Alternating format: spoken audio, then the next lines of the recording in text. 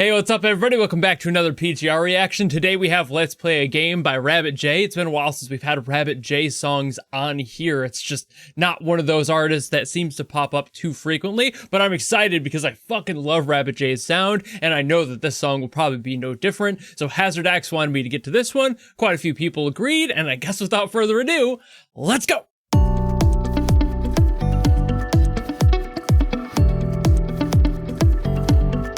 Immediately with the head bob.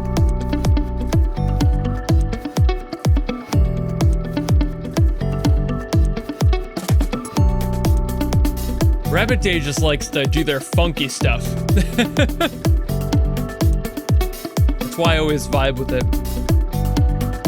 Ghost Final, amazing. Halo Week, fucking undeniable, but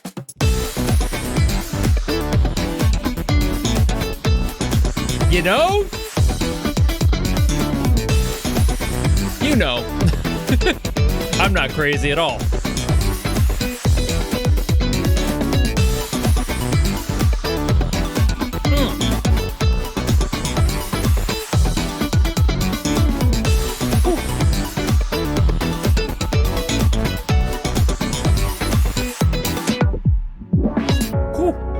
Ooh. Tasty little, like enveloping there.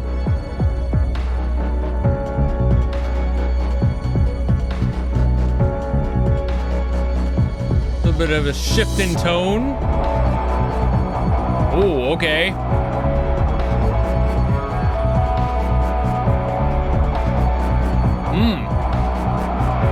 It's a pretty solid riff. Damn. Okay. See, like, most of the stuff I've heard from Rabbit J has been kind of more funky. And this isn't not funky.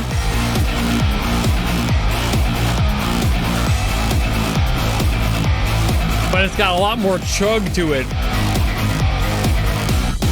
Alt funk.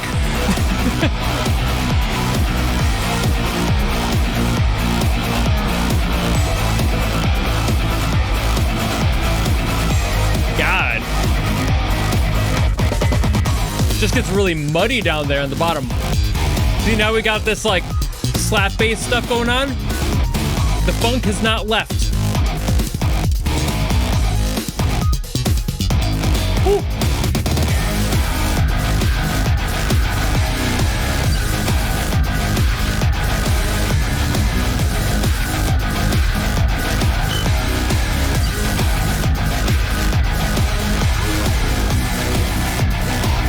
That is one hell of a blend. I've heard funk blends, I've heard metal blends. But funk metal.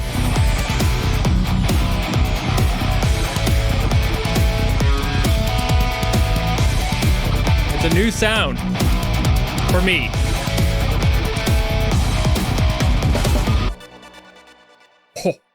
Leaving it like that too at the end. Oh, man. How dare you? I wanted more. I would have at least been okay with it fading out, because then I would have known that it would just loop or there's more beyond it. But no, you had to end like that. And for some reason, that feels so...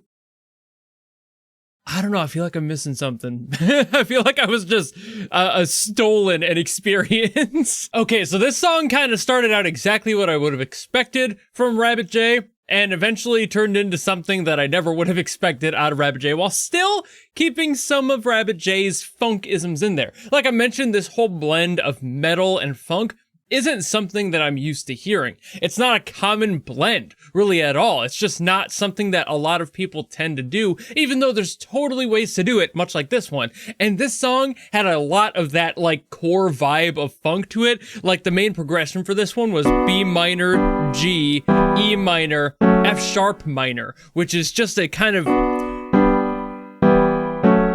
just a dark sort of standard progression that works really well with jazz, and it allows for a little bit more of what came later that I didn't anticipate. I thought it was just going to be, okay, we're kind of down in the dark edges of like this funk sound that I was like, that's normal for this sort of thing. Funk is inspired by jazz. You use these sorts of chords to be able to get there, but it actually gets more jazzy later in too because of the metal stuff and what they do with it, because I've talked about this plenty, but the chromatic relationship in a lot of metal stuff uses like half steps and weird, in this case, a lot of sharp chords, a sharp minor specifically, to be able to make that sort of step feel a little bit more tight and kind of unnatural in a way, but also it makes that relationship a little bit more clear when you're just talking about these half steps. It brings you with these note progressions a little bit more straightforward. Kind of too close in some ways, but again, due to the nature of metal, that's normal. And that totally works for metal because that's kind of a core aspect of metal. This sort of like dark relationship that these notes have when they're right next to each other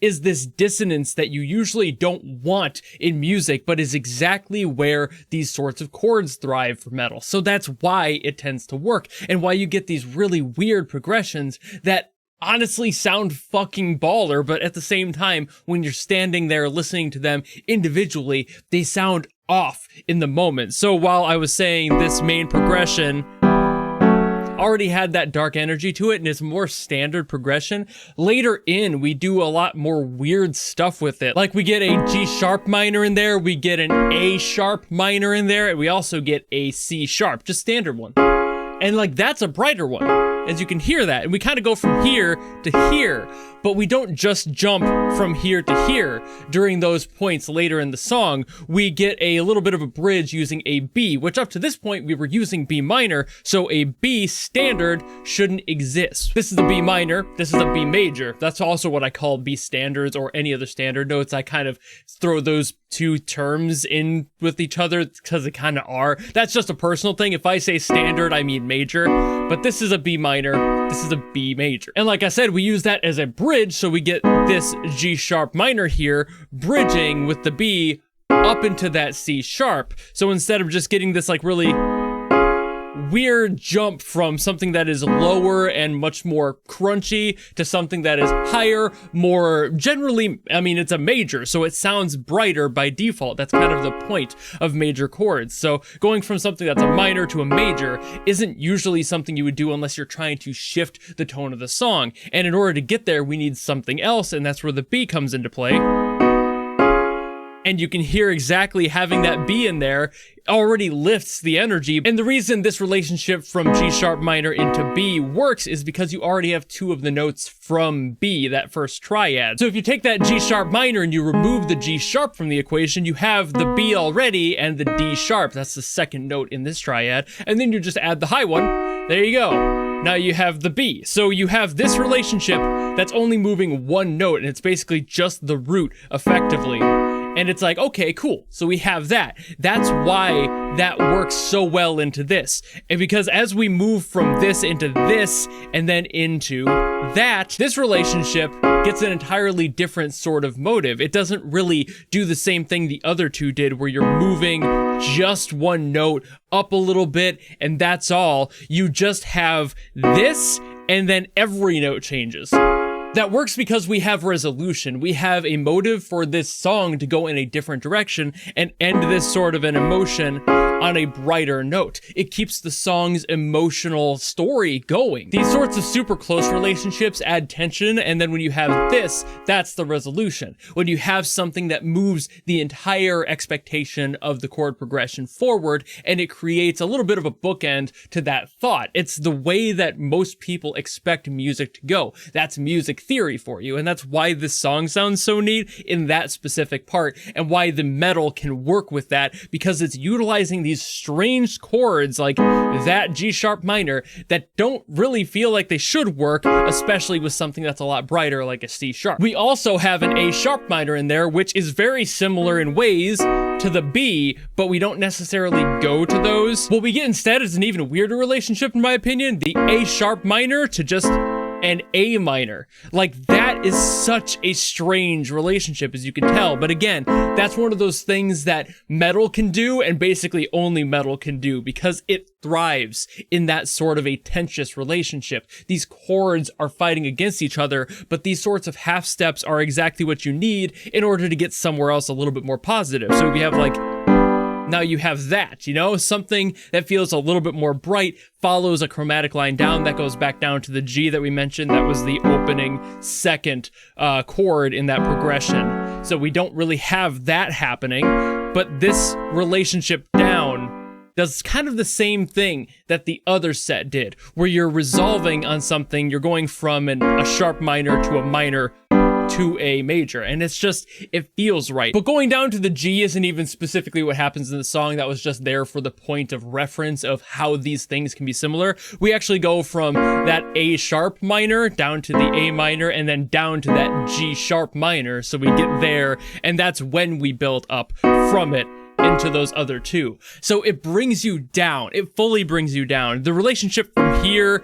to here is very close, and it doesn't sound good, but that's exactly one of those movements where things are so close together that they're disgusting. And once again, only metal can really get right, because they thrive in that environment. And that's why I think this song kicks so much ass, honestly, just because it's something new. It's something different. It's borrowing from something as fun and energetic as funk, throwing in some slap bass in there for some extra style points and just having a good time with it, while also borrowing something that is a lot darker and lends itself to a completely different chromatic relationship compared to funk. Funk is usually very straightforward, and it has very clear chord progressions, and sure, you can vamp in between there and have different things going on as you can with any genre, but metal takes that an extra step by literally living for the moment of those weird half-step relationships that just would not work in standard funk. So blending those two, so instead of something like a funky party, you're getting something more like a goth party. You know, like everyone's still having a good time,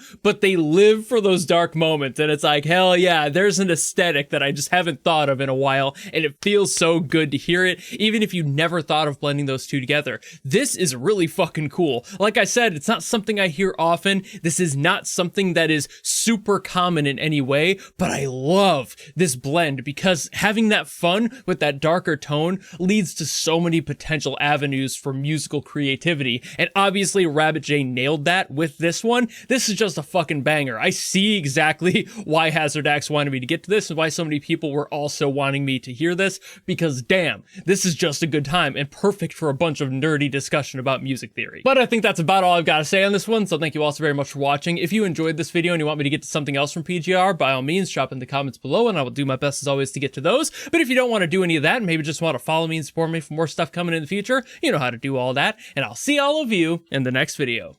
Goodbye!